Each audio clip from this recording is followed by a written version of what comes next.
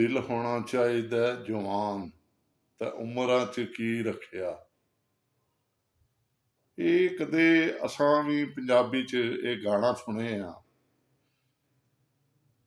ਆਉਜ਼ ਬਿल्लाहि मिनश शैतानिर रजीम बिस्मिल्लाहिर रहमानिर रहीम। मेरे दोस्तों, बुजुर्गों, बहनों, भाइयों, बच्चों, अस्सलामु अलैकुम।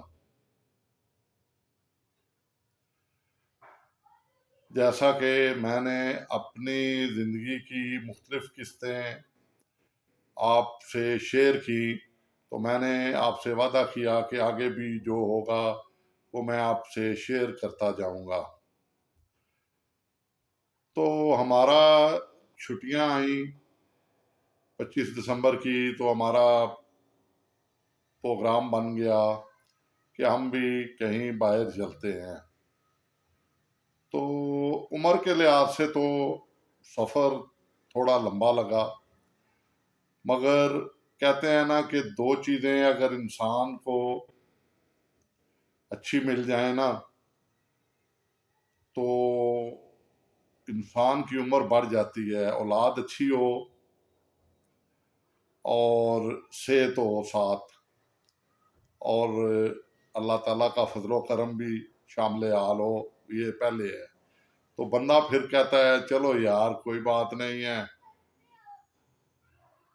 वही पंजाबी वाला गाना शुरू में जो मैंने गाया था, सुनाया था आपको, कि दिल होना चाहिए जवान ते उमरां च की रखिया। असी क्या, चलो फिर चलने हैं, जो होगा देखा जाएगा। तो बच्चों ने कहा कि अब्बू स्वाद चलते हैं, तो मैंने कहा जी चलते हैं स्वाद। तो यूं हमारा सफ़र घर से यानी शुरू हुआ लाहौर से। तो हम बजरिया टैक्सी अड्डे पे पहुंचे। यतीम खाना जो बंद रोड पे अड्डे हैं, एक अच्छी कंपनी के एग्जैक्टिव बस की टिकट हमने बुक करवाई हुई थी, तो वहाँ पर हम पहुंच गए। तो अब पहले ही पहुंच गए, उनके वेटिंग रूम में बैठ गए। अच्छा वेटिंग रूम बना हुआ था, मसाज मशीनें भी थी उसमें लगी हुई, और उसके अलावा सबसे बड़ी बात कि उनके टॉयलेट बड़े साफ थे, जो कि एक स्टैंडर्ड के होने चाहिए। और मैं काफ़ी देर बाद बस का सफ़र कर रहा था, तो मेरा दिल काफ़ी मुतमईन हुआ कि हमारे मुल्क में भी अच्छी सर्विस देने वाले बंदे हैं। और जहाँ पर उनकी गलती है वो भी मैं निशानदेही करूँगी, करूँगा, और जो उनकी अच्छाई है वो भी मैं बयान करूँगा। तो कहने का मकसद ये है कि हम वहाँ बैठ गए, तो कम्प्लीमेंट्री टिकट में ही हमें कॉफ़ी थी, वो कॉफ़ी मिली हमें। हमने वो कॉफ़ी पी, एंजॉय किया, क्योंकि मकसद तो इस सफ़र का एंजॉयमेंट था। तो हम अल्लाह के फजलो करम से बस जो है वो 11 बजे का टाइम था, तो बहरहाल उसके करीब ही आके वो 11:15 या 11:10 पे लग गई। तो हम अपनी अपनी सीटों पे बैठ गए। तो अब बैठे हुए हैं, तो बस जो है वो चल नहीं रही। पहले ये हुआ जी कि मोटर रात के यानी 11 11:30 का टाइम था कि मोटरवे पे धुंध है, इसलिए बस जो है वो आज नहीं चलेगी। या रूट चेंज होगा, जीटी रोड के जरिए जाएगी। मैंने कहा जाएगी तो रूट चले, थोड़ा सफर घंटे का लंबा हो जाएगा या शॉर्ट हो जाएगा। बहरहाल हम बैठ के बस में, तो बस चलने का नाम ना ले। तो टाइम 12 बजे के करीब होने को हो गया, तकरीबन 11:45। तो पता चला कि एक मुसाफिर का झगड़ा हो गया है। किससे? बस की एडमिनिस्ट्रेशन के खिलाफ, जो टिकट देते हैं। टिकट चेकर ने एक सीट पर 2 बुकिंग कर दी थी। तो वो खैर बहरहाल काफ़ी देर बहस मुबासा रहा। तो कोई उसका खातर खा नतीजा ना निकला। तो मैं उतरा, और भी मुसाफिर उतरे, तो हमने कहा भाई क्या मसला है, बाकियों को तो खराब ना करें आप, हमें तो जाना है हमने, तो हमें आप मंजिल मकसूद पर पहुंचाएं। तो कहता है नहीं चलती है, अभी चलती है। तो बहरहाल वो बाहर आ गया बंदा टिकट। तो हमने जो बंदा मुतासर था उससे पूछा, यानी मुतासरीन में, तो वो कहता है जी मेरे साथ आगे भी इन्होंने एक दो दफा इसी तरह किया है और ये मेरी बात भी नहीं सुन रहा था। तो मैंने कहा मैं तुम्हारी वीडियो बनाऊंगा। तो मैंने वो वीडियो बनाई भी, और मैं दूंगा तुम्हारी कंपनी के मतलब नेट पे। नहीं नहीं आप वीडियो ना बनाए, मैंने कहा आपकी सर्विस अच्छी नहीं है इस मसले में। बाकी चीज़ें ठीक थी जो मैं पहले बयान कर चुका हूँ, मगर मेरा मकसद वीडियो बना के उसके कारोबार को नुकसान पहुंचाना नहीं, उसे सिर्फ वहीं पे थोड़ा सा एहसास दिलाना था। वो वीडियो मेरे पास बनी हुई पड़ी हुई है। तो ड्राइवर ने खुद कहा जी ये इनकी गलती है, मेरी नहीं है। बहरहाल उस पे आखिर में वो मान गया कि जी मैं इसे रावलपिंडी का टिकट देता हूँ दूसरी बस पे, और रावलपिंडी से ये बंदा फिर इसको टिकट मिलेगा वहां से स्वाद जाएगा, और ये सारा ये अरेंज मैं करता हूँ। मैंने कहा ठीक है कर दो। तो उसने बहरहाल वो अरेंज कर दिया। तो कहने का मकसद ये है कि इस्लाह हो गई, एक मसला हल हो गया। तो मुझे वो वीडियो देने की अब जरूरत नहीं थी। सिर्फ सरसरी ना ही मैंने उस कंपनी का नाम लिया है कि कौन सी कंपनी थी। बहरहाल हमारा सफर 12 बजे फिर शुरू हुआ। तो रात का सफर था। तो बहरहाल मेरे दो नन्हे खिलौने मेरे साथ थे, एक मेरा पोता और एक पोती। तो बाकी मेरी फैमिली, दो बहुएं, बेटे दो, और मेरी मिसिस और एक बेटी। तो हम अल्लाह के फजलो करम से हंसी खुशी आपस में मजाक करते हुए जा रहे थे। तो सफ़र हमारा बेहतरीन गुजर रहा था। उसने जीटी रोड पे ही बात डाली थी क्योंकि धुंध बहुत थी, मगर बहुत कॉम्पिटेंट ड्राइवर था, बहुत अच्छी ड्राइविंग की उसने। हमें तकरीबन ज़्यादा से ज़्यादा आधा से पौना घंटा हम लेट हुए, मगर ये कोई लेट नहीं था। रास्ते में एक जगह उसने वक्फा किया, फिर उसने इस्लामाबाद में वक्फा किया, जेल में पहले किया, फिर वो इस्लामाबाद में कोई 10-10 मिनट का, 15-15। और सुबह को हमने उसने तकरीबन 8 साढ़े 8 बजे के करीब हमें उसने स्वात में पहुंचा दिया। तो जो आखिरी सूरज निकलने का टाइम था, क्या मंजर था वो मैं आपसे शेयर करूंगा। वैसे वीडियो मैंने वो रिकॉर्ड की हुई हैं तो आवाज़ के बगैर, तो वो भी मैं दूंगा, उनके शॉर्ट्स लिए हुए हैं तो शॉर्ट्स मैं देता जाऊंगा अपने यूट्यूब चैनल पे भी। और ये जो हम सुबह वहाँ पहुँच गए, होटल हमारा बुक था, उसमें हमारे 3 कमरों की बुकिंग हुई हुई थी। अच्छा होटल था, साफ सुथरा होटल था। हमने वहाँ बैठ के पहले नाश्ता किया। तो नाश्ता करने के बाद हम सीधे कमरों में, अपने अपने कमरों में चले गए क्योंकि थकावट बहुत थी। तो अंदर माशाल्लाह गर्म पानी और हीटर वगैरह लगे हुए थे, तो हमने वो पूरा दिन आराम किया। बल्कि मैं तो फिर भी बाहर निकला, तो मैंने कहा चलें एक टोपी लेकर आते हैं बाजार से। तो रिक्शे में मैं और बेटा बैठे, एक जैकेट हमने ली और एक टोपी ली।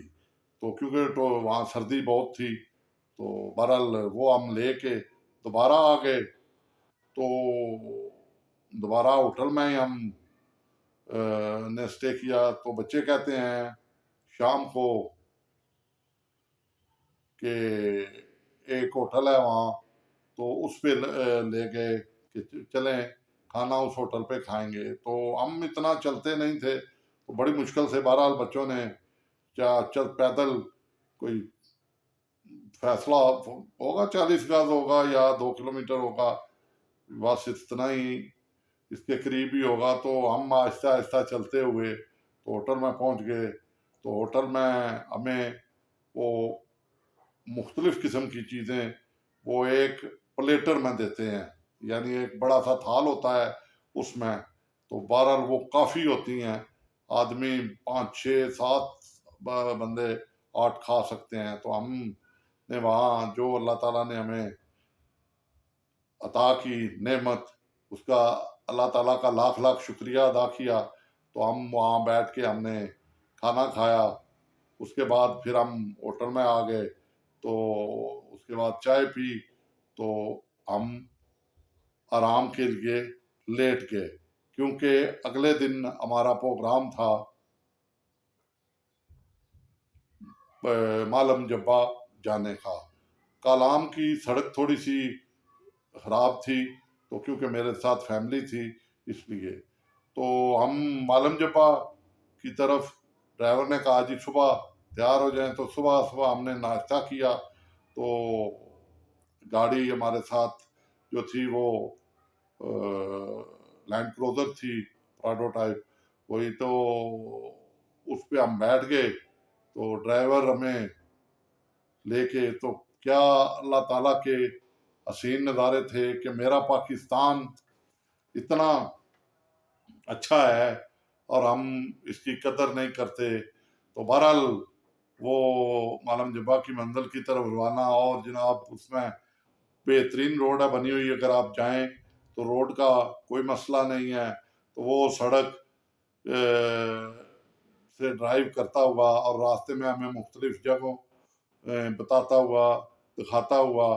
तो वो और इतने इतने ऊंचे पहाड़, तो क्या मनाजर थे। तो आखिर में हमें हमारी मंजिल पे पहुंचा दिया उसने, मालम जब्बा। वहाँ हमने बैठ के तो अंडे उंडे और पकौड़े वगैरह और बड़े टेस्टी, तो वो हमने खाए। तो आगे चेयर लिफ्ट थी, बच्चे चेयर लिफ्ट पे चले गए, हम बुजुर्ग दोनों बैठ के। तो वहाँ बंदे आ जा रहे थे, उनका नज़ारा और पहाड़ों का नज़ारा किया। यकीन करें, सारी थकावट, सारा बुढ़ापा, सारी टेंशनें वहाँ पर ख़त्म हो जाती हैं। अल्लाह मेरे ने इतनी अच्छी चीज़ें हमें दी हुई हैं। तो बहरहाल वो चले गए, चेयर लिफ्ट बड़े आराम से चल रही थी। और नीचे एक ग्राउंड था जिसमें बच्चों के लिए और साफ सुथरी चेयरें लगी हुई थी। तो वो मकामी लोग मेरे पास बैठ गए। तो वो कुछ बातें डिस्कस करना चाहते थे। तो मैंने कहा हाँ भाई बताएं क्या मसला है। कहता है सर ये जो ऊपर वाला होटल है ये एक बड़े आदमी ने ले लिया है, पीसी के नाम से वो होटल है। और उसी पे उसने लिफ्ट वगैरह बना ली और बाकी चीज़ें वो उसने बना ली। और नीचे ये वो तो ठीक है, तो नीचे वो उसने यानी फ्री जगह थी जहाँ टिकट नहीं था। तो उसने 1100 रुपया टिकट लगा दिया है, जिससे जो हमारे मेहमान आते हैं यानी सयाह आते हैं उनको काफ़ी तकलीफ होती है कि एक बंदे का 1100 रुपया वो नहीं दे सकते, क्योंकि वहाँ सिर्फ बैठना है, अंदर ग्लोरिया जीन या चाय वगैरह है वो पीनी है। तो वो इतने एक्सपेंसिव उसके पैसे इलाता देने हैं, तो वो बंदे जो है वो अंदर जो है वो बैठना उनके लिए मुश्किल होता है। तो हमने फिर मैंने उनसे कहा तो आपने बात करनी थी। कहता है वो जिनके तल तलकात थे उन्होंने बात की है। अब ये हुआ है कि हमें अंदर हम फ्री जा सकते हैं, मगर आप जो लोग आते हैं आपको फ्री जाने की इजाज़त नहीं। हत्ता कि वहाँ लैट्रीनें बनी हुई थी तो उनमें फ्री था होटल की तरफ से, मगर फिर भी वो गार्ड जो है वो 1100 रुपया, अब लैट्रीन जिसने जाना है तो वो 1100 रुपया क्यों देगा।